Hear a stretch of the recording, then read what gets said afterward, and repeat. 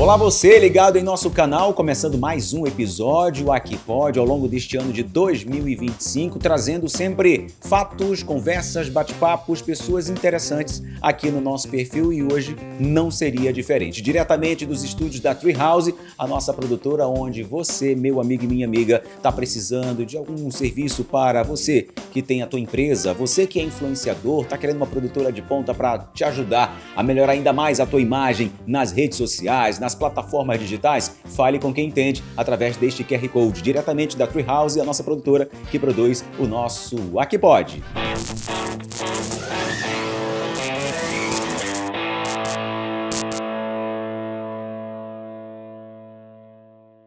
Muito bem, neste dia estamos aqui mais uma vez e você aproveita, já se inscreveu no nosso canal? Muito obrigado. Se ainda não se inscreveu, tá de passagem por aqui, se inscreve, assine agora mesmo, você ativa o sininho para que você possa estar sempre sendo notificado quando nós entrarmos sempre com um assunto novo a cada semana aqui no nosso perfil, aqui no nosso canal. E através das redes sociais também você pode nos seguir através do @aquipodp, o P de Pará. Você vai lá e nos siga também através do nosso Instagram.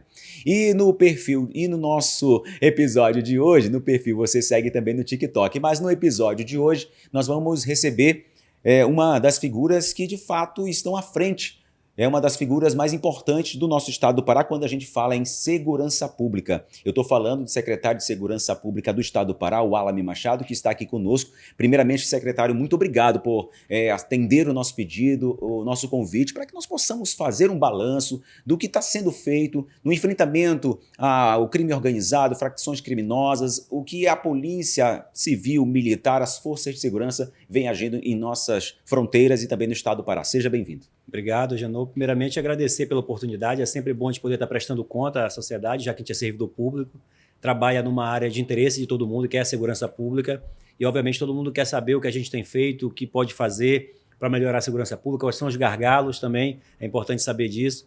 E, mais uma vez, obrigado pelo convite. Agora, secretário, o senhor é do Marajó, né? Eu sou natural de Portel, no Marajó. A minha família toda é de Breves. Eu morei em Portel, em Breves e em Soura. Eu morei em 3 municípios do Marajó.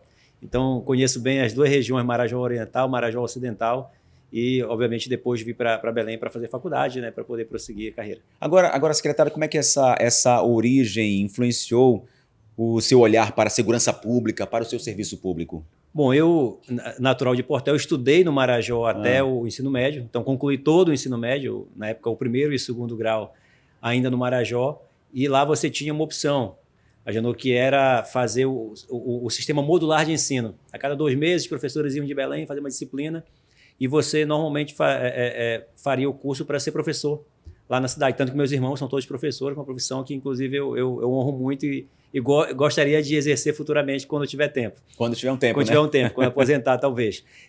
Mas aí eu tinha uma pretensão já de fazer direito. Eu queria fazer direito, talvez para advogar ou para fazer o judiciário ou alguma coisa parecida, mas queria fazer direito e a solução era ter que vir para Belém. Eu cheguei a concluir o ensino médio no Marajó, fiz a prova no Marajó concorrendo para Belém, passei e vim fazer faculdade em Belém. Então vim morar em Belém para fazer já faculdade na UFPA. E no 9º semestre da faculdade, a Universidade Pública lhe dá isso, né? Eu tive uma greve. Eu enfrentei 2 greves, uma delas foi um pouco mais longa, foi quando saiu o edital da Polícia Federal. E aí, nesses 3 meses de greve, eu inscrevi, estudei, e ainda no 9º semestre, já entrando para o último semestre, para o 10º, veio a prova, tive a felicidade de passar e me formei 13 de junho e dia 30 de junho eu já estava na Academia em Brasília. Agora, secretário, o que mais marcou o início da sua trajetória como um delegado da Polícia Federal? Bom, eu iniciei a minha carreira na PF ainda final de 2002, fui para Santarém, minha primeira lotação foi Santarém, e lá tive a oportunidade de poder andar por todo o oeste do Pará. Na época, a delegacia de Santarém respondia por todo o oeste do Pará e Transamazônica, não existia a delegacia da PF em Altamira. E depois cheguei a chefiar essa delegacia até que o caso emblemático da minha carreira foi o caso da Irmã Dorothy, né? Que eu presidi o inquérito da Irmã Dorothy em 2005, quando eu ainda era chefe da delegacia de Santarém, que cobria a região de Anapu. Para ter uma ideia, Santarém ainda cobria a área de Anapu pela PF, não tinha delegacia de Altamira. E aí, posteriormente a isso, eu desloquei para Belém para poder assumir algumas funções pelas quais eu passei de 2005 até 2018.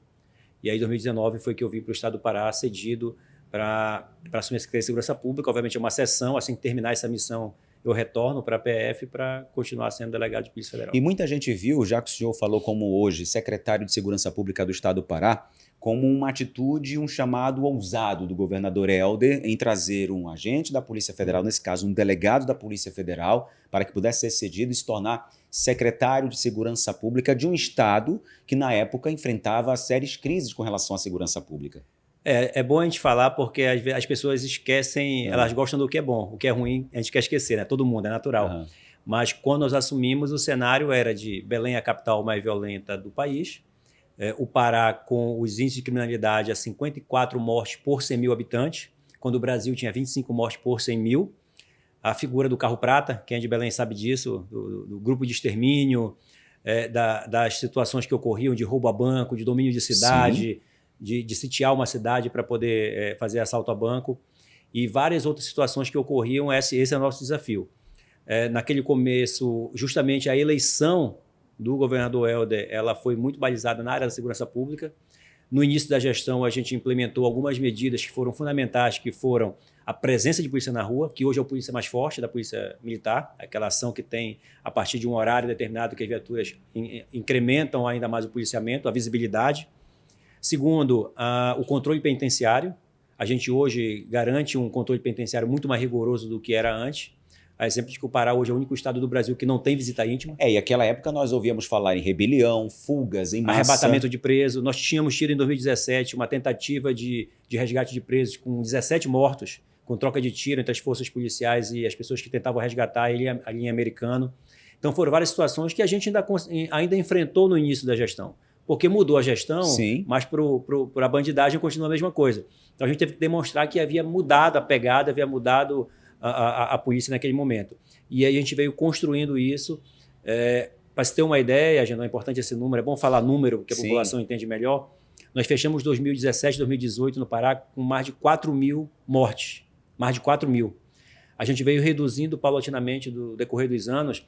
A gente fechou 2024 com 1.890, o que é um número muito alto ainda, quando se compara aos estados do sul do país. Mas você sai de 4.051, na verdade, em 2018, para 1.890, você tem mais de 50% de redução. Ou seja, são mais de 2.000 vidas preservadas a cada ano. Agora, secretário, quando a gente fala em redução de mortes, ou então em número de mortes, como o senhor traz nesses números ainda antes da gestão atual do governo Helder Barbalho, nós estamos falando de pessoas que são mortas violentamente, assassinadas, pessoas estão ali, boa parte delas envolvidas com a criminalidade, ou seja, aquele crime que a gente já conhece como um acerto de contas. Na verdade, quando a gente fala anterior a esta gestão, você tinha esse envolvimento, briga pelo tráfico, briga de organizações criminosas, mas também quando você tinha aquele grupo de extermínio que agia e que você lembra que havia uma série de chacinas. Belém era muito conhecido, quase que diariamente tinha chacina. Eu digo assim, como um repórter apresentador à época, como um repórter policial, apresentador policial, nós tínhamos um prato cheio como linha editorial todo dia. Quase por dia. Eu já tive, eu até aproveito para testemunhar o senhor, eu tive uma vez, em pouco tempo de trabalho, eu trabalhava na Record, eu entrava 5, 6 horas da manhã e entregava meu horário 11h30 da manhã. Apresentava um programa e ia para a rua. Ficava ali na rua entre 2 a 3 horas fazendo matéria na rua, trazendo os fatos do que acontece na cidade ou do que aconteceram. Teve uma manhã que eu consegui registrar 3 homicídios. Eu estava num homicídio que já estava sendo registrado, em seguida um outro chamado, eu saí de Marituba para o Aurá, do Aurá para a Cabanagem. Eu fiquei impressionado com aquilo. Exatamente naquele momento que o Pará vivia numa violência... Eu vou lhe dar um outro número que você vai lembrar. Você lembra quando teve um confronto em que morreu o cabo Rafael da Rotan? Foi em 2017, isso aí mais ou menos. Nós tivemos em Belém 50 mortes em 36 horas. Após o fato. Após o fato.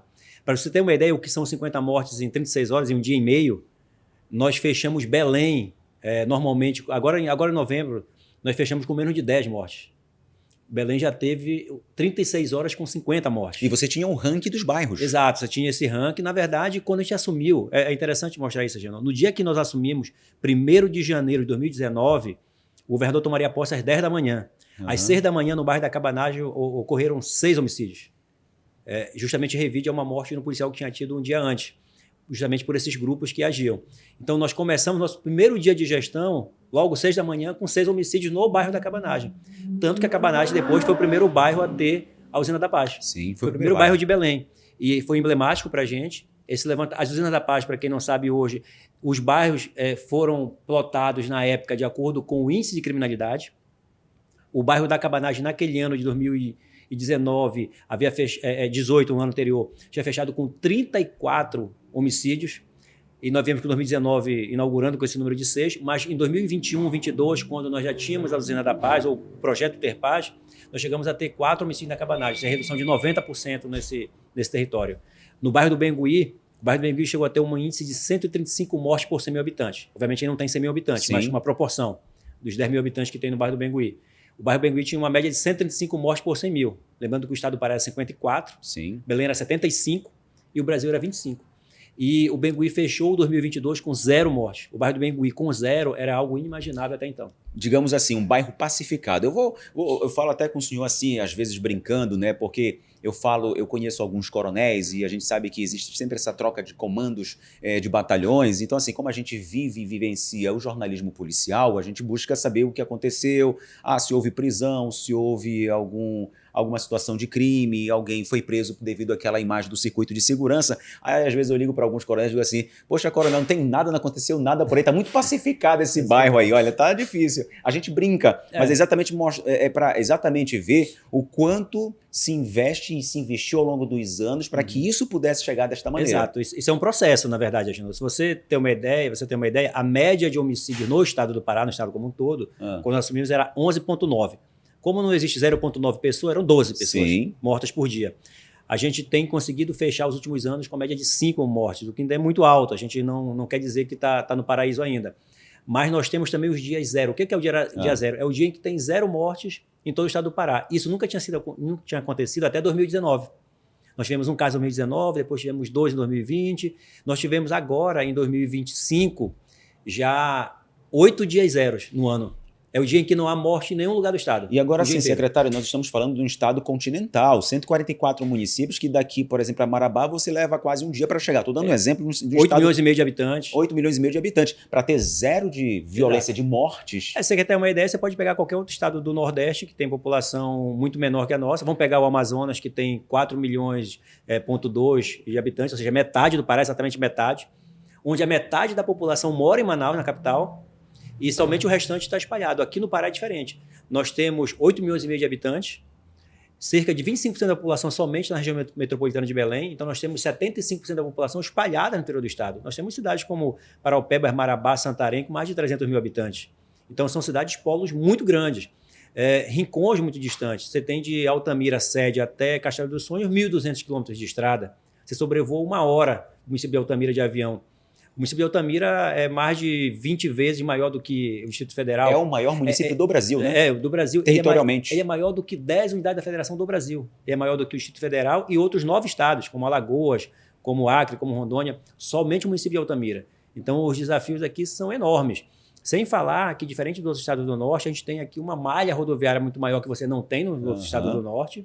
Você tem um porto importante, que é o Porto de Barcarena. Você tem a saída para o mar. Então, tudo isso favorece também a criminalidade. Agora, secretário, eu recebi um dado que é importante a gente passar por ele, que ao longo desses 7 anos de gestão, o Pará registrou uma redução histórica de violência, como o senhor está falando, com cerca de 57% de queda nos homicídios só em novembro de 2025, como foi um dado que você trouxe. Sim. O que o senhor atribui a esses resultados tão positivos? A gente falou no começo de que, logo que assumiu, 2 dias depois de ter assumido a operação do que se tornou hoje a polícia mais forte, que é a presença de polícia na rua em alguns horários de pico em que a gente detectou que a criminalidade aumentava, um forte controle penitenciário e, num terceiro momento, uma investigação qualificada da Polícia Civil. Para ser uma ideia, Agenor, quando nós assumimos em fevereiro ainda do primeiro ano de gestão, fevereiro e março, nós temos 2 operações, que era a Operação Anônimos 1 e 2. Essa operação ela focou principalmente os grupos que eram de extermínio. E eu não estou dizendo nem de milícia ou de policial, de grupos de extermínios. E aí tinha gente de toda a ordem, não era só agentes públicos. E que a gente conseguiu fazer 2 operações seguidas e que isso por si só impactou porque nós prendemos aqueles que eram responsáveis por grande parte das mortes que tinham na região metropolitana de Belém e desencorajou outros grupos que também faziam. Uhum. A partir daí, a gente começou a pegar os 3 Is que a gente fala: o investimento, a inteligência e a integração. Um fortíssimo investimento em ações de equipamentos de ponta. Hoje o Pará não deve nada a ninguém. O Pará não tinha uma lancha blindada, o Pará não tinha câmera com reconhecimento facial, reconhecimento de placa de veículo roubado ou furtado. Toda a tecnologia que você vê nas ruas hoje, dos nossos totens de segurança pública, das lanchas blindadas, das viaturas rosas, tudo aquilo que você vê, você olha 5 anos atrás e nada disso existia. E a gente estava muito longe disso.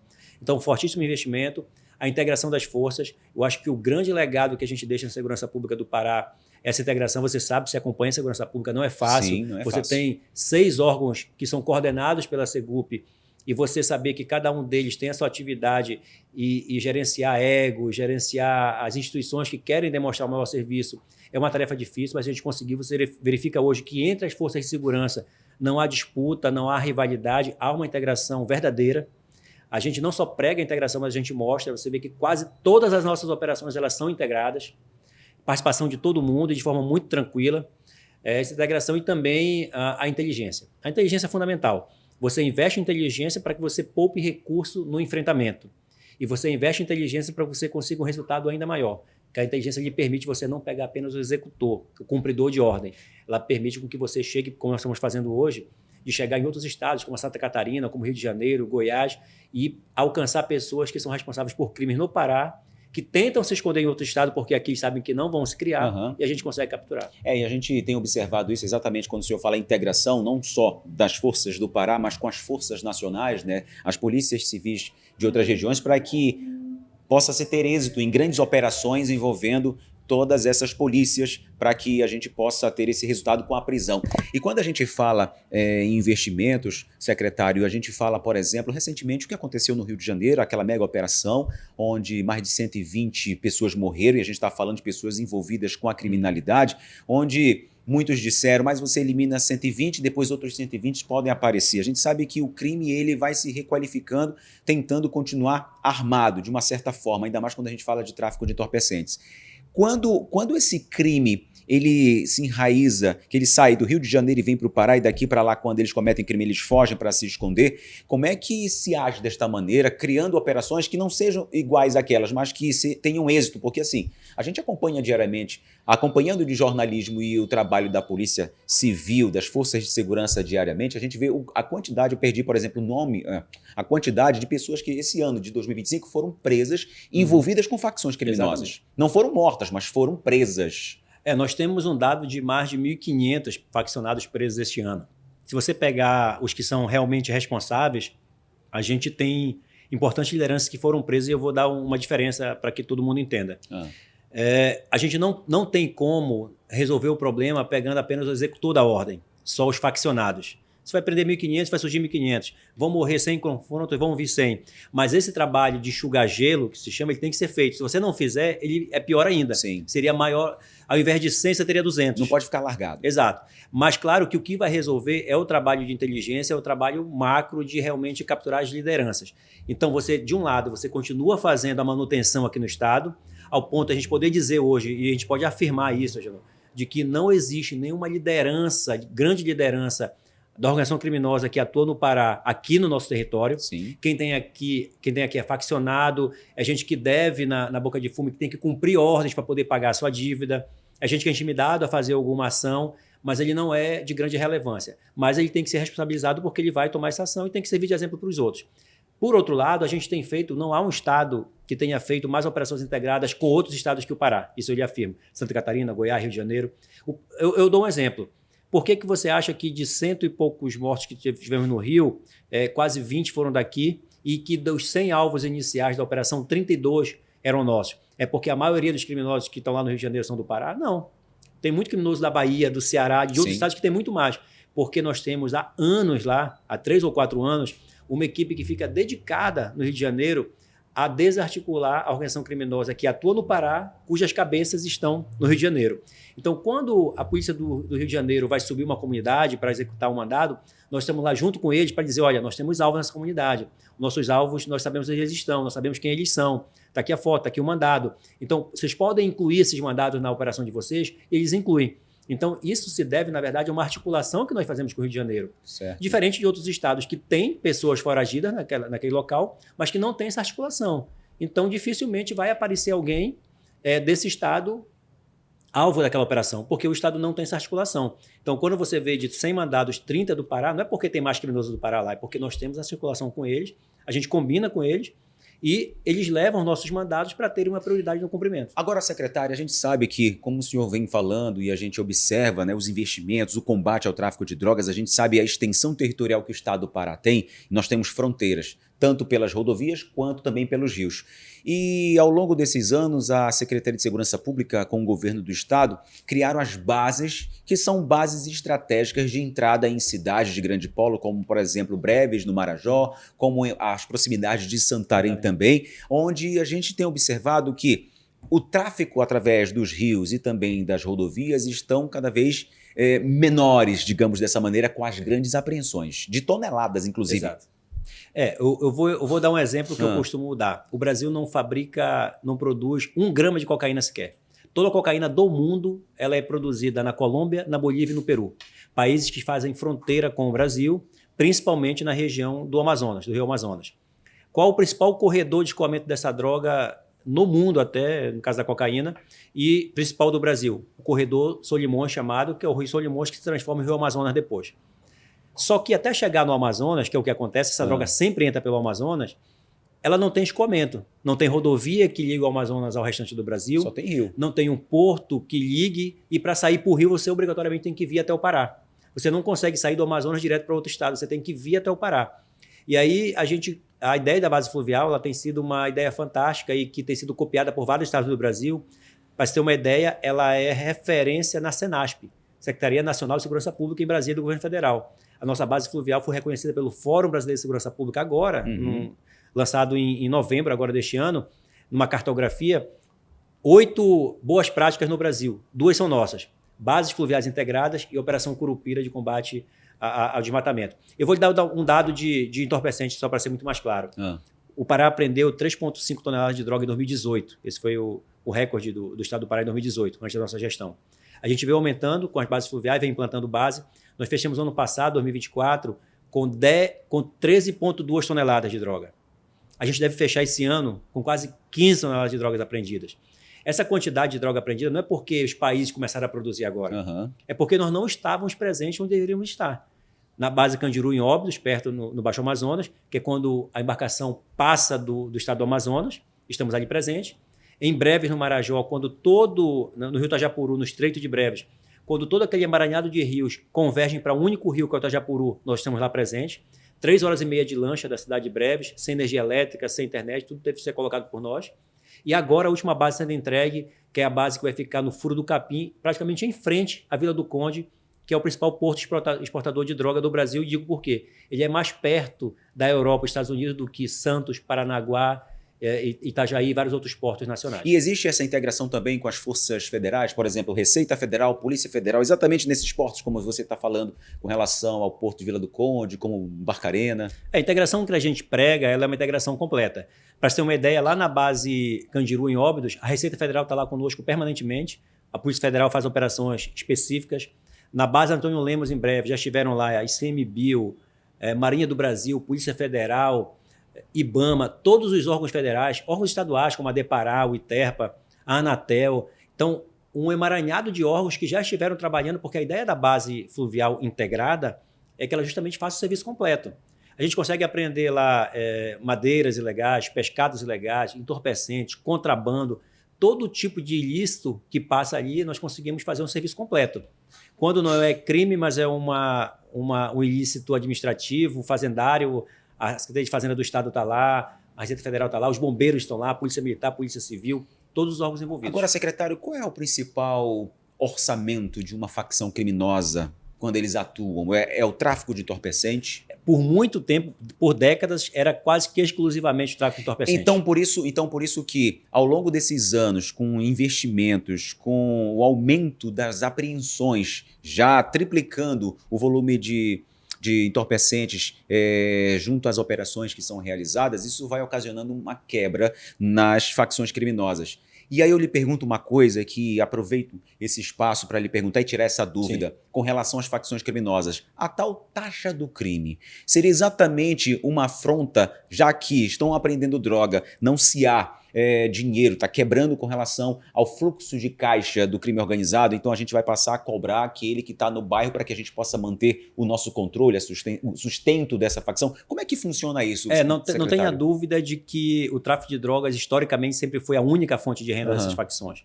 Com as apreensões que nós estamos fazendo, mais de 13 toneladas de droga apreendida e 15 toneladas esse ano, armamentos apreendidos, você viu muitos fuzis apreendidos, tentando passar inclusive para o Rio de Janeiro, que nem eu ficar aqui alguns. A gente tem conseguido dar fortes golpes. E aí, nacionalmente, aí não é aqui, você vê no Ceará, você vê na Bahia, eles passaram a ter a questão do domínio de território. E, na verdade, tudo está interligado, no caso do Pará, tudo está interligado com a organização que atua no Rio de Janeiro. Tá? Eu vou explicar a diferença das duas organizações criminosas maiores do país. Mas primeiro a do Rio de Janeiro. Ela surge no Rio de Janeiro. Quem faz isso, historicamente, quem sempre fez isso foi a milícia no Rio de Janeiro. Ela cobrava da população para que ela desse proteção dos traficantes àquela população. Ela cobrava essa taxa de segurança. Eliminando o Estado. Exato. Ela disse, eu vou garantir essa segurança para que o traficante não domine aqui. E a milícia no Rio de Janeiro fazia muito isso. Começou a vender a água, começou a vender a internet, começou a vender o gás, começou a vender a taxa de segurança. A organização criminosa passou a visualizar que isso também dava dinheiro, até muito mais dinheiro. Por quê? Na droga você tem que investir, você tem que comprar a droga para revender. Correndo o risco de perder. Correndo o risco de perder para ter um lucro. Nessa questão do domínio de território, você não investe nada. O único investimento é o medo. E o medo hoje, Agenor, é muito fácil. Você manda uma mensagem de WhatsApp para a pessoa, muitas das vezes até um estelionatário que manda, mas ele se diz um faccionado, a pessoa não vai pagar para ver, e a gente entende que a pessoa fica com receio e acaba cedendo àquela pressão. Então, isso foi, na verdade, criado na milícia do Rio de Janeiro, que passou para essa organização criminosa que atua no Rio de Janeiro, que é o domínio do território. Para quem recebe essa ligação aqui, para um comerciante, é muito mais a pressão psicológica do medo do que, de fato, a ação. Exatamente. O que eles fazem, na verdade? Eles fazem a pressão psicológica por mensagens, dizendo que se não colaborar, na verdade começa uma abordagem até mais tranquila de colaborar conosco, para que a gente possa garantir a segurança. E com um sotaque totalmente diferente. Exato. Normalmente são ligações do Rio de Janeiro. É por isso que eu digo que a gente afirma de que essas lideranças, se estivessem no Pará, teriam sido presas, ou se tivessem trocado tiro com a polícia, teriam ido a óbito. Eles ficam fora do estado, tanto que a oportunidade que a gente tem de pegá-los é quando o Rio de Janeiro sobe o morro, e a gente sobe junto, é quando nós temos condições de capturá-los, porque até então a gente consegue pegar aqui aquele que leva o recado. Então, que é qualquer um que eles vão conseguir substituir muito facilmente. Tá? Mas, fazendo a diferença, essa organização que atua no Pará, ela tem raiz no Rio de Janeiro, que atua dessa forma de domínio de território. E atua assim na Bahia, no Ceará, no Mato Grosso, em vários estados do Brasil, em Goiás. Se você verificar, teve 9 mortos dos 120 do Rio que eram de Goiás também. É sinal que o crime organizado também está em Goiás. Do Amazonas, do Piauí. De vários lugares, do Brasil como um todo. Já a organização criminosa que atua em São Paulo, ela é uma organização criminosa muito mais especializada em lavagem de dinheiro. Ela não trabalha com domínio de território, ela trabalha com participação na economia do território. Postos de combustíveis, é mais organizado. Ela é, em termos de organização, como crime organizado, ela é muito mais avançada. O problema é que a do Rio de Janeiro, ela causa um temor maior porque ela trabalha com medo, com o domínio de território. Tá? É a briga por território. É um território onde o Estado tem que estar presente, senão realmente o medo ele prevalece. E essa é o grande gargalo. Por isso que quando o governador foi a Brasília, no Congresso, falar sobre a PEC da Segurança Pública, o discurso foi esse, da coalizão nacional para que foque no Rio de Janeiro. Eu lhe garanto, Agenor, que se a gente fizesse uma ação muito forte no Rio de Janeiro, se não acabasse tudo que existe de crime no Rio de Janeiro, mas se eles voltassem para o nosso estado, cada liderança fosse expulso para as suas cidades, para os seus estados, a gente dava conta. Ou seja, então o Rio de Janeiro ele é núcleo dessa organização para o restante do Brasil. Todas as ordens, toda a organização, todo o comando dessas facções que agem aqui, na Amazônia como um todo, elas são oriundas do Rio de Janeiro. Agora, secretário, já que o senhor tocou no assunto, o que está faltando para, de fato, essa PEC da segurança pública possa, de fato, ser votada, implementada, para que todos possam, inclusive, entender e que isso possa beneficiar cada um dos estados da federação? O que a gente tem visto, infelizmente, teve uma discussão muito técnica no Colégio de Secretários de Segurança Pública, a qual a gente participa, obviamente, por ser secretário de Segurança do Pará, em que nós fizemos várias propostas ao primeiro texto da PEC. Para você ter uma ideia, todas as propostas feitas por nós foram acatadas. Foram encaminhadas para o Congresso Nacional, está no Congresso Nacional em final de discussão, já para aprovar, mas o que a gente tem verificado, infelizmente, é uma briga política por uma causa que é de todos e que não é política. é uma causa estrutural para o país, é uma causa fundamental. E a gente tem visto debates de direita, de esquerda, de partidos querendo pautar a segurança pública, porque não tenha dúvida de que a eleição de 2026, uma das pautas principais da eleição presidencial e de alguns estados, será a segurança pública. Né? E não por outro. Várias pesquisas demonstram que a principal preocupação da população no país é segurança pública, é garantir a segurança pública, que é algo que todo mundo depende. A saúde, você pode ter um plano de saúde, a escola, você tem um colégio particular, mas a segurança pública, 100% da população depende dela. Então, a gente espera que tenha uma discussão muito séria, muito técnica também, ouvindo os técnicos, para que não deixe politizar. Porque, certamente, alguns avanços precisam ter, né, nessa área e que a gente precisa decidir com seriedade para poder melhorar. Agora, secretário, e é até importante, porque assim, a gente está falando aqui de segurança pública, estamos falando de investimentos em inteligência, estamos falando de núcleos de facções criminosas, o combate a essas facções, assim também, a gente sabe que existem vários gargalos, né? Quando a gente acredita que o senhor, através de um mapa do Estado, o senhor já deve ter colocado aqui no mapa, tipo assim, já seguramos aqui o crime de assalto a bancos, as facções criminosas, essa região aqui está muito mais protegida e segura, os rios estão mais assim, só que aí, no dia a dia, infelizmente ainda acontecem aqueles crimes, e eu falo por mim, porque assim, a gente sabe que existe a violência, mas o crime, que é o oportunismo do assaltante, a gente sabe que é humanamente impossível em qualquer lugar do mundo você ter uma viatura, uma motocicleta da polícia em cada esquina. E nós sabemos que Belém é uma cidade grande, é uma metrópole. É uma cidade que tem mais de 1,5 milhão de habitantes. E às vezes você está na tua rua, na tua vila, o cara ali, na oportunidade, ele vai, opa, tem vítimas, ele vai mencionar que está armado, vai fazer a menção que está armado, como ele pode estar armado com uma arma de verdade, é um simulacro e vai cometer um assalto. Esses tipos de crime, eles são computados, né? Faz parte do dia a dia. Como é que a população tem que entender com relação a esse tipo de crime? Porque a gente sabe que existe o trabalho ostensivo. A polícia ela não está com a viatura na esquina estacionada, ela está rondando, ela está realizando operações. Na verdade, é importante falar nisso, porque eu posso afirmar que, em termos de número, a gente tem muito menos roubo do que quando nós assumimos. Mas muito, próximo de 70% de redução. Será que a gente tem muito mais câmera hoje, então? Então, é o que eu ia dizer. Qual o diferencial? É que antes, primeiro, como nós tínhamos números muito altos, talvez nem todos os crimes fossem registrados. Sim. Hoje em dia eu lhe garanto que é praticamente zero não registro de roubo de carro, roubo de celular, porque a pessoa precisa registrar para ela poder bloquear o celular, para poder recuperar o carro. Então, qual é a diferença hoje? O número de roubos é muito menor. Porém, se você pegar em 2018, você tinha o quê? Uma filmagem para cada 10 roubos. Hoje em dia eu lhe afirmo que na rua ou no comércio você tem 100% desses crimes filmados. Qualquer comércio que você for de bairro, qualquer ponto comercial e qualquer rua, qualquer casa ou uma casa naquela rua, naquele quarteirão, vai ter uma câmera. E é diferente você saber, em 2018, que o seu vizinho foi roubado, você soube, e outra coisa é você visualizar o assaltante roubando o seu vizinho, você vendo ele humilhar o seu vizinho, aquilo lhe revolta mais, aquilo lhe causa medo. Sim. Então, essa percepção ela é muito mais forte hoje. Sem falar que há 5, 6 anos você não tinha Instagram, WhatsApp, tudo isso que viraliza muito rápido. Você não tinha perfil de notícias. Exatamente, perfil que em segundos já está lá. E digo mais, muitas vezes tem um roubo e 1 hora depois a gente já capturou, já prendeu. Mas muitas vezes a pessoa já não vê essa parte da prisão e a gente tem respondido. A questão hoje é que viraliza muito rápido e que a imagem impacta. Isso não tem dúvida do ser humano. Eu tenho até, inclusive, recebo de algumas fontes da polícia, de pessoas que passam, por exemplo, a ação que foi registrada por câmera. Sim. E após a ação, que no caso é a prisão. Um exemplo desses foi um assalto que aconteceu a uma empresa, a uma lavanderia, aconteceu no começo da tarde, e a polícia conseguiu dar o resultado prendendo a dupla, somente observando as imagens e identificando motocicleta, mesmo o cara de capacete, o que é legal também, é importante.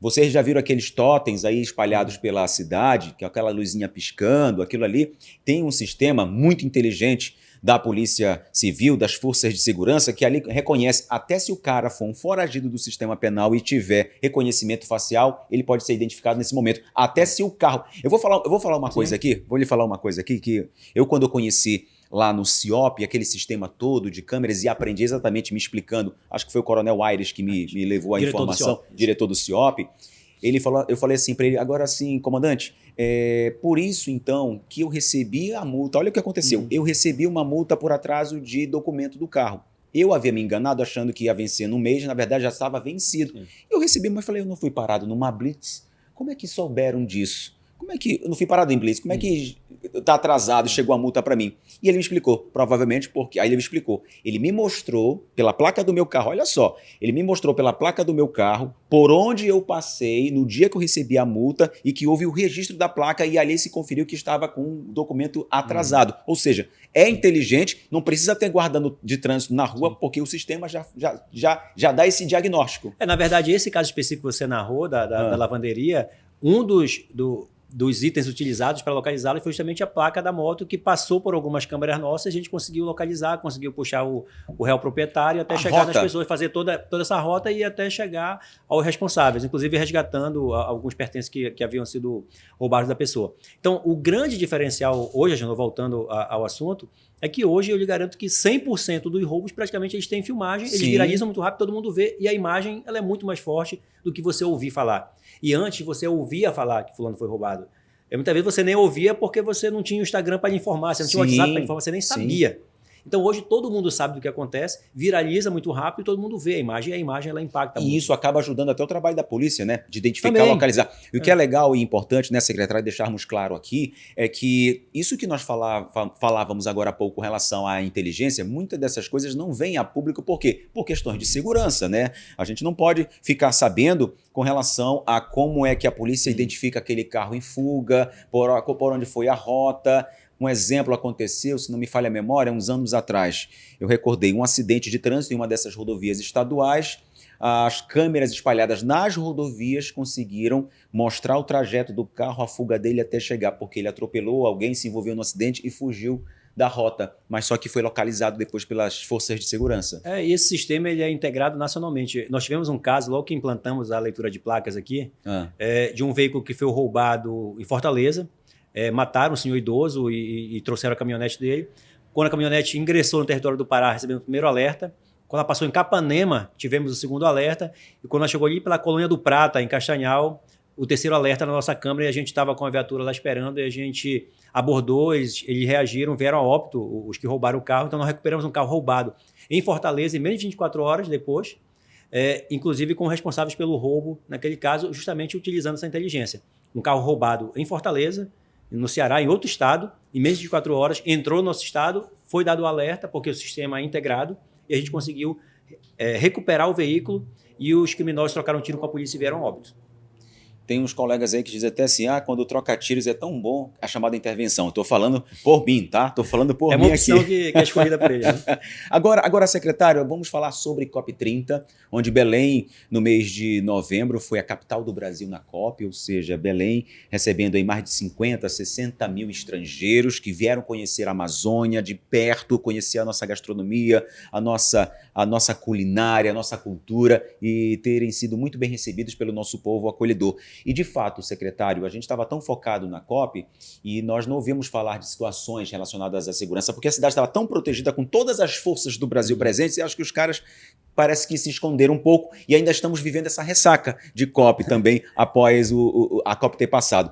E a gente sabe que a COP foi um dos eventos do mundo, né, onde Belém foi a capital. E como é que foi feito esse esquema de segurança? Obviamente que não foi feito em cima da hora, ao longo dos últimos meses, isso foi muito bem planejado, organizado para que pudesse ser um sucesso. É importante a população saber disso. Particularmente, Agenor, eu participei de todos os grandes eventos que tivemos no Brasil desde 2007, nos Jogos Pan-Americanos, no Rio de Janeiro, Jornada Mundial da Juventude, a vinda do Papa Francisco no Rio de Janeiro, Copa das Confederações, Copa do Mundo, Olimpíada. Tivemos mais recentemente o BRICS e o G20 no Rio de Janeiro. E realmente o Pará teve o privilégio de poder coordenar, de sediar esse maior evento climático da Terra, e que é um evento maior, inclusive, do que o BRICS, do que o G20, que qualquer outro evento que o Brasil já sediou. Então, o Pará sediou o maior evento que poderia sediar o Brasil. Então, qualquer outro evento a partir daí, nós somos capazes de fazer. E esse planejamento ele é feito a partir do que a gente chama de matriz de responsabilidade. Essa matriz existe há muito tempo, eu já conhecia, onde a planilha mostra a atribuição de cada órgão em cada cenário, em cada situação, e a gente divide a atividade de cada um.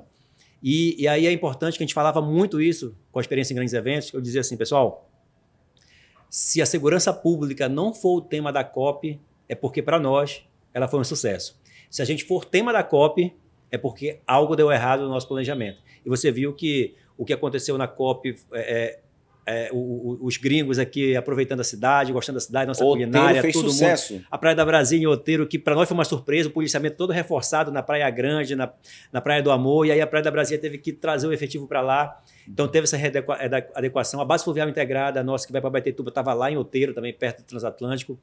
E uma coisa que é bom para reconhecer a nossa Força de Segurança do Estado. Porque não teve crime, porque até os crimes que a gente imaginava que poderia ter não ocorreram. Um Boa Noite Cinderela, um roubo de um gringo. E nem isso foi notícia, porque nem isso, não é dizer que não ocorreu nenhum, mas que não chamou a atenção de ninguém. Mas acontece em qualquer lugar. Em qualquer lugar do mundo. Rio de Janeiro, se você for então... Paris, Roma, se você for batedor de carteira, se você bobear, ele leva. Sim. Então, assim, a gente tem que reconhecer a força do Estado, porque tinha forças de todo o Brasil aqui, tínhamos a Polícia Federal dentro da Green Zone, a ONU dentro da Blue Zone, a GLO, os militares, no entorno do Parque da Cidade. Mas o restante da cidade, de uma quadra do Parque da Cidade em diante, era só a segurança pública do Estado. Então, tudo aquilo que funcionou na região metropolitana de Belém como um todo e o resto do Estado do Pará como um todo é mérito das forças de segurança do Estado, num trabalho integrado, claro.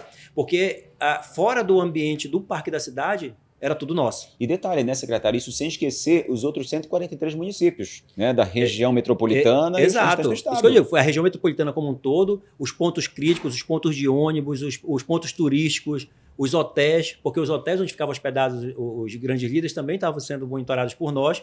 E nós fechamos novembro, Janô, como o melhor mês de novembro de toda a linha histórica.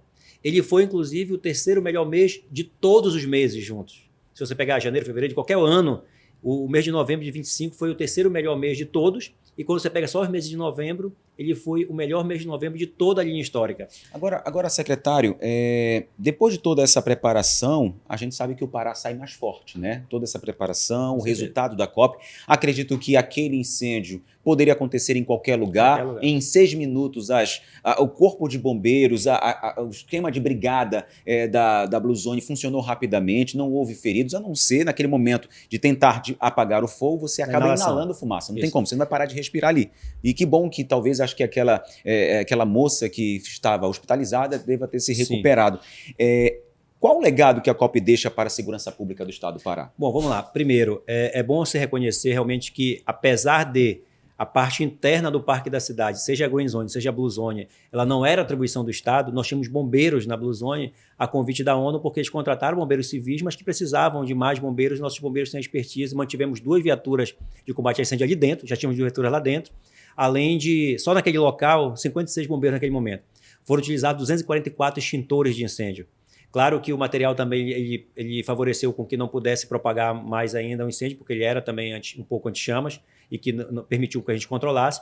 Eu digo mais, em 6 minutos não tinha mais fogo, mas em 40 segundos o fogo estava controlado ao ponto de a gente garantir que ele não iria mais propagar. Certo. E aí a gente foi só questão de controlar e apagar. Então, no único momento em que nós fomos instados a aparecer, nossos bombeiros apareceram e foram condecorados porque realmente fizeram um trabalho digno de ser reconhecido, inclusive, pela ONU, que recebeu certificado. Agora, secretário, a gente tem visto ao longo desses anos a participação do governo do Estado junto à segurança pública em todas as suas esferas, ou seja, implementando, investindo, criando, trazendo o que há de mais moderno com relação à inteligência, equipamentos mais modernos no Brasil e no mundo para nos servir aqui.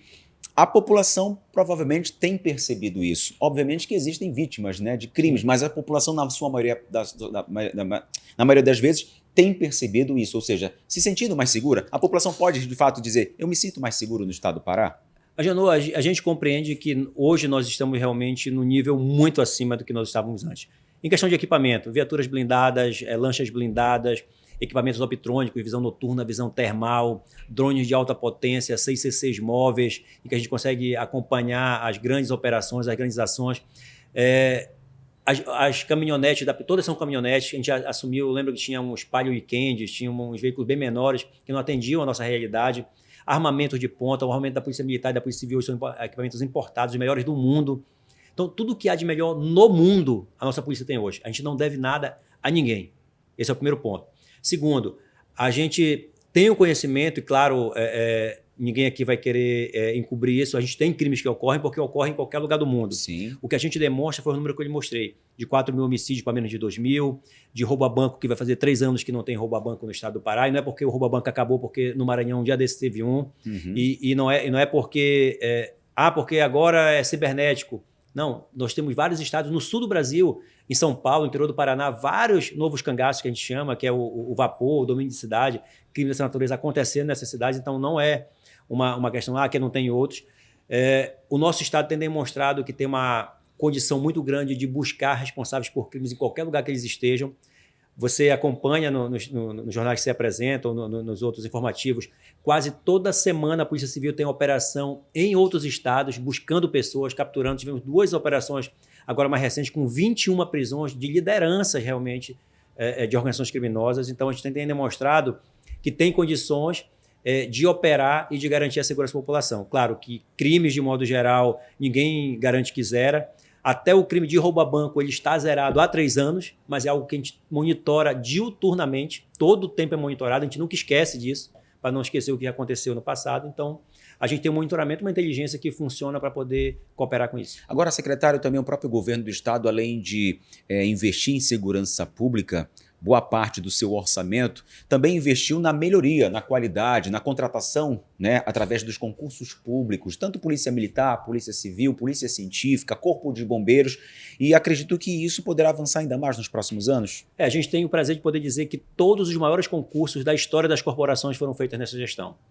Primeiro, a SEAP, que não existia policial penal, não existia concursado que cuidava das penitenciárias.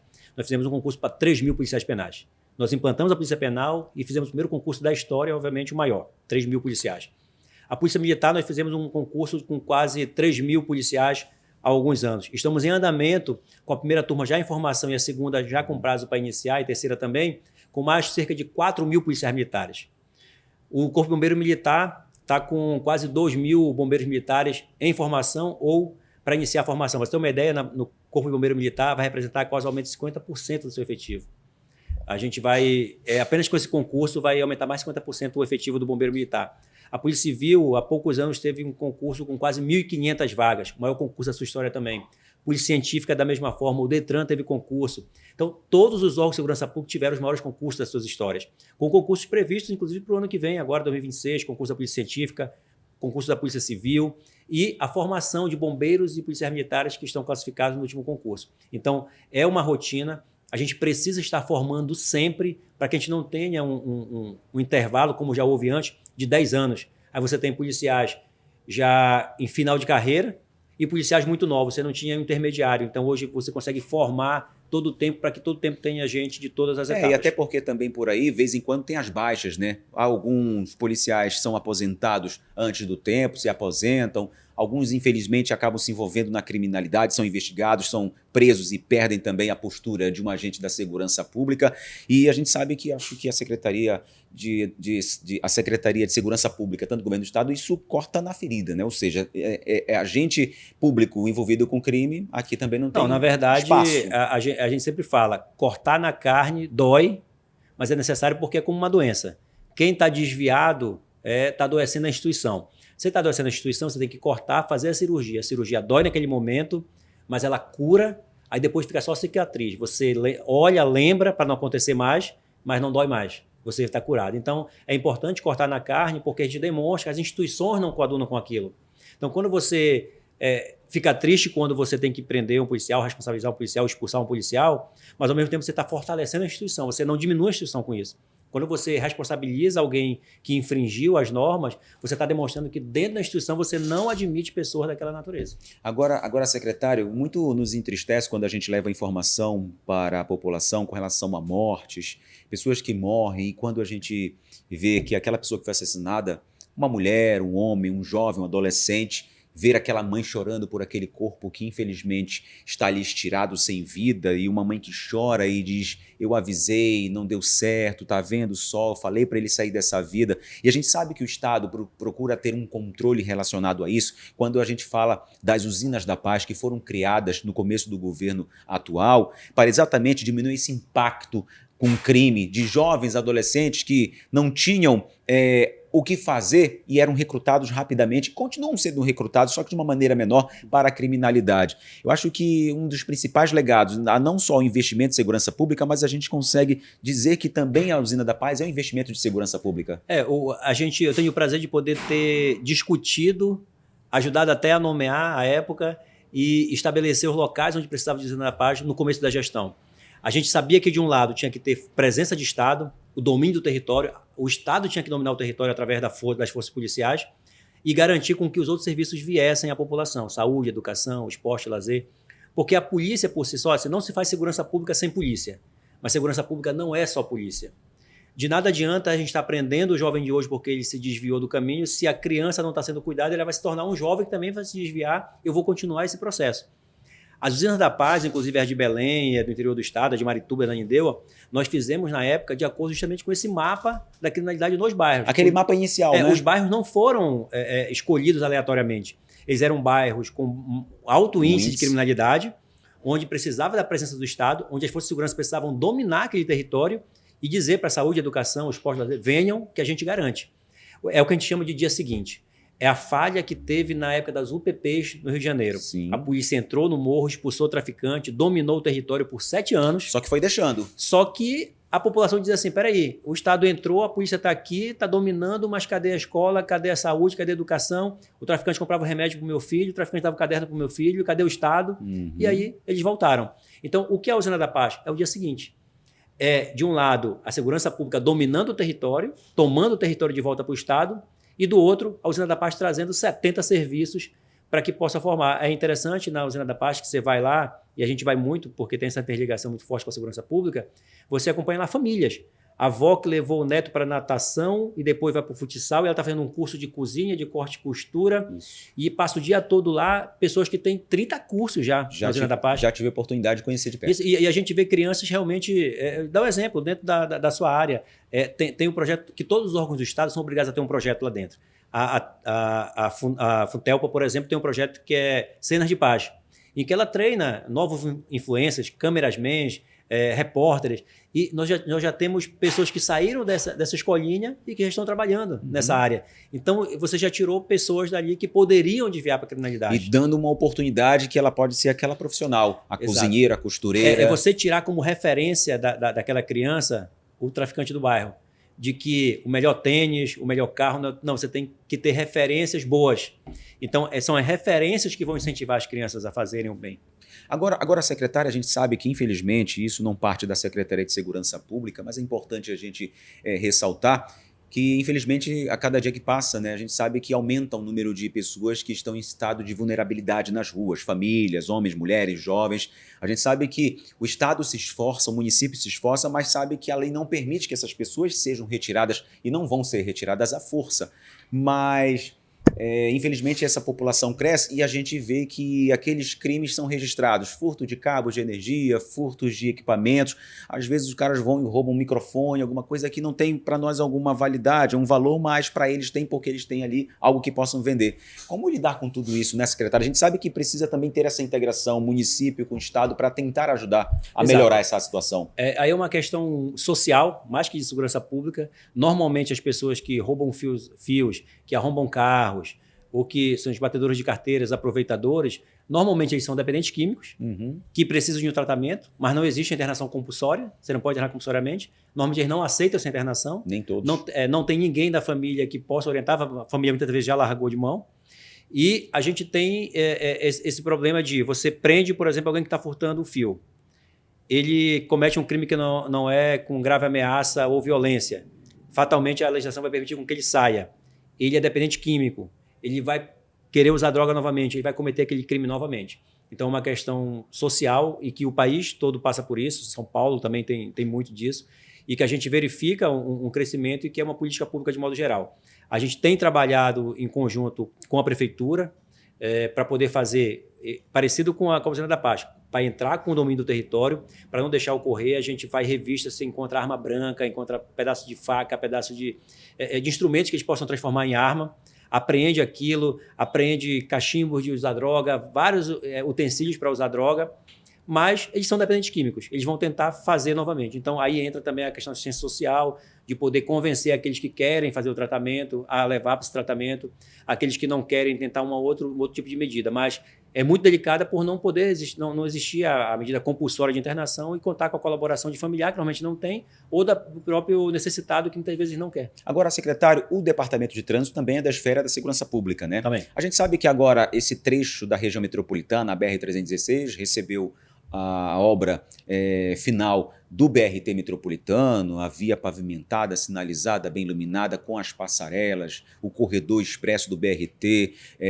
os retornos que foram retirados, e agora você só dá o retorno naquele perímetro nos viadutos, né, nos viadutos que a gente encontra na BR-316, mas infelizmente a gente sabe que a gente tem que ter a noção da educação de trânsito. E a gente vê que, infelizmente, acidentes continuam acontecendo, pessoas atropeladas e morrendo na BR-316, que a gente sabe que é um caos em horários de pico, tanto na manhã quanto no final do dia. Como combater tudo isso? A gente sabe que com a educação de trânsito existe um grande investimento, mas acho que também a consciência de quem agora tem que se olhar para aquilo que já foi entregue, aquele equipamento, e dizer, eu preciso me adequar. Eu preciso respeitar a vida. Exato. Nós tivemos recente agora, já você acompanhou isso, uma pessoa que morreu embaixo de uma passarela. Ela resolveu atravessar por baixo e foi atingida. Eu tenho falado que, questão de COP, né? Que a COP, além do legado de Nova Doca, Nova Tamandaré, o canal da Mundurucus, canal da Gentil, várias entregas que foram feitas, Parque da Cidade, mais que isso, que é importantíssimo, eu acho, a percepção que deu para a gente é de que a população de Belém, principalmente da região metropolitana e do estado, melhorou a estima, porque assim, a gente vivia numa casa, imagina você viver numa casa que é toda desarrumada, que não tem controle de nada, tudo fora do lugar, e você não tem prazer nenhum em poder organizar aquilo. A gente encontrou na COP uma Belém, parece que a gente dormiu e acordou numa outra cidade. Uhum. Eu encontrei muito na COP, porque eu tinha que ficar fiscalizando os locais, Green Zone, Free Zone, End Zone, todos os locais. Todo dia? Todos os dias. E eu encontrava pessoas de Belém da cidade turistando na sua cidade. Eu fui um desses. Reconhecendo a sua cidade, e eu aproveitava para fazer isso também. Uhum. Então, a gente verificou muito isso. E a gente verificou que a estima parece que resgatou. Então, é aproveitar esse momento de que a estima resgatou, de não sujar as ruas, de não jogar lixo em local adequado, de obedecer a sinalização de trânsito. Vou dar um exemplo. Nas primeiras escoltas que nós fizemos com o chefe de Estado, nós tivemos várias situações de atropelamento, porque as pessoas não eram acostumadas a comboios, grandes eventos. Oh. Então, passava o carro da PRF, passava o carro-chefe de Estado, aí depois vinham as motos de batedoras, que é ela que fecha, e vem o serra-fila, que é o que encerra. As pessoas achavam que tinha terminado e entravam nas vias. Então, tudo isso é um processo. A educação é um processo, mas eu acho que com a COP pode ter acelerado esse processo, as pessoas terem uma estima de poder cuidar da sua cidade, cuidar de si e poder melhorar cada vez mais. Secretário, eu sei que o senhor está com o tempo apertado, a gente já vai caminhar, já está caminhando para a reta final. Vou fazer um bate-bola rápido com o senhor aqui. Um valor indispensável para quem trabalha com segurança pública? Acho que probidade. Você trabalhar com correção, a população reconhece, você se aproxima da população. Eu costumo trabalhar, eu ando nas ruas, cumprimento as pessoas, converso com elas e as pessoas reconhecem o nosso trabalho quando a gente entrega realmente com dedicação servindo ao público. Agora, uma operação ou resultado que marcou a sua gestão? Na segurança pública do Estado, a operação que nós fizemos em 2022 ou 2023 no Rio de Janeiro, em que a gente realmente conseguiu alcançar, à época, a liderança máxima da organização criminosa que atuava no Pará, e que teve uma repercussão muito grande, foram vários, na verdade, alvos presos, mas dentre eles, todos os principais alvos da organização do Pará estavam lá, a gente conseguiu detectar, conseguiu provar que a gente chega em qualquer lugar, que a gente consegue capturar e a gente deu um forte golpe na organização, como vem dando agora. O maior desafio da segurança pública hoje? É o dia a dia. Eu vou lhe dizer que a gente brinca na segurança pública que todo dia é segunda-feira, porque todos os dias tem coisa diferente. Eu digo assim, de tédio a gente não morre, pode morrer do coração, mas de tédio não. Então, o desafio da segurança pública hoje é o combate às facções criminosas. E aí não é uma tarefa do Estado do Pará, é uma tarefa nacional. Eu digo que o principal desafio da segurança pública do Brasil hoje, de forma integrada, governo federal, estadual, municipal, é o combate às organizações criminosas. Sejam elas aqui agem no Pará, que agem em outros estados, todas elas, porque realmente, se você não cuidar, elas têm um tentáculo de organização realmente global. Aquela facção criminosa que o senhor falou que atua em São Paulo, ela tem ramificação aqui? Tem presença, mas ela como eu falei da diferença, sim, uma organização procura ter território, dominar o território e mostrar que ela domina o território pelo medo. A outra organização, ela quer apenas passar. Ela quer lavar o dinheiro, ela quer fazer o produto, e se puderem nem descobrir que ela atua, ela não quer aparecer. Então, eles usam essa rota para escoar a droga para chegar à Europa e aos Estados Unidos. Mas não tem interesse em fortemente atuar ou dominar um território no Pará. Por isso que o senhor falou Elas pedem passagem. Por isso que o senhor falou que as nossas fronteiras têm que estar muito bem protegidas, porque se ela vem pelo rio, o caminho só é o rio para chegar no Pará, e outras pela estrada, pela rodovia, ou então saindo daqui, chegando aqui e tentar diluir para o nordeste do Brasil, para o sul do Brasil, ou então pelo porto, como o senhor falou. É muito simples, elas são empresas globais, multinacionais, só que no ramo da ilegalidade. Se você pensa como empresa, você vai procurar um risco menor de ser apreendido a sua carga. Sim. Então, a Amazônia permite um emaranhado de rios, de florestas. Um custo menor, o custo fluvial do transporte fluvial é menor. Ele é mais curto do que você chegar no Porto de Santos, já que a droga é produzida pelos países andinos, Peru, Bolívia, Colômbia. Então, é mais próximo chegar no Porto de Vila do Conde do que chegar no Porto de Santos. O risco é menor, que a fiscalização é menor, porque não tem rodovias federais como tem para o sul do Brasil com maior fiscalização. Chegando nos portos daqui, a distância é muito menor para chegar na Europa e Estados Unidos do que se sair de Santos. Então, quando você pensa como empresa, é isso. Então, por que a Amazônia hoje se tornou atrativa para as organizações? Porque ela fornece uma logística muito mais vantajosa que qualquer outro lugar do Brasil. Agora, secretário, aqui para nós temos hoje um reforço perfeito, sempre teve, mas hoje muito mais reforçado para ajudar no combate ao tráfico de drogas, que é o Batalhão de Cães. Fantástico. Fantástico, né? O Batalhão de Cães, para a gente, dentro das bases fluviais, se a gente teve, por um lado, o aumento de 3,5 toneladas para 13 toneladas de droga no ano passado, podendo bater 15 esse ano, com as bases integradas, dentro das bases fluviais integradas, o Jay-Z, vários outros cães, eles atuam de forma formidável. Várias apreensões certamente não teriam sido possíveis se não fosse pela ajuda dos cães. Eles têm sido fantásticos. E provavelmente já devem estar sendo treinados por uma nova droga que tentaram, inclusive, maquiar a maconha, onde em alguns estados provavelmente teria passado pelo faro, não teria sido encontrado como entorpecente. Até isso deve estar acontecendo já, né? Esse é um treino, na verdade. Você tem que parar, identificar aquilo, a nova modalidade e treinar o cão para aquilo. É igual a droga. Você fechou o rio, eles vão procurar a rodovia, vão procurar o ar. Vários aviões já foram apreendidos com drogas aqui da mesma forma. Já tive a oportunidade de conhecer o Batalhão de Cães. Parabéns ao Batalhão de Cães, ao comandante. Um trabalho perfeito para a nossa segurança pública, que inclusive é referência para o Brasil, né? Exatamente. É referência para o Brasil. Nosso Batalhão de Choque, Batalhão de Cães, nosso BOP, nossa Rotan são referências. Então pronto, ó. E o futuro da segurança do Pará, em uma palavra? De esperança. Esperança de que a gente vai se unir para combater as facções criminosas e vai vencer, sempre. O bem sempre vence o mal.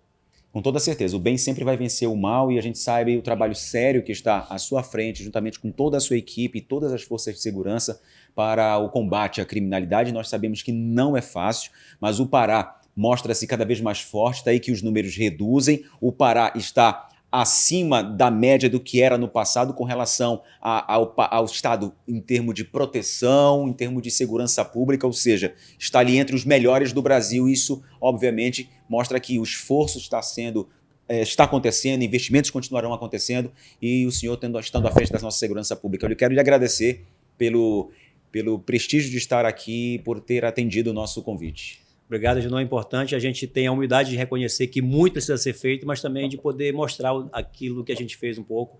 E é importante a gente ter sempre esse feedback. Obrigado pelo convite. Secretário Alami Machado, secretário de Segurança Pública do Estado do Pará. E você, gostou aí da participação? Gostou do que ele falou? Interessou-se por este assunto? Comenta, dá o teu like aí, compartilha esse conteúdo, porque a cada momento ou a cada semana a gente vai entrar com uma nova entrevista, trazendo sempre oportunidades e informações relevantes no Aqui Pode, cheio de histórias para contar. Até lá!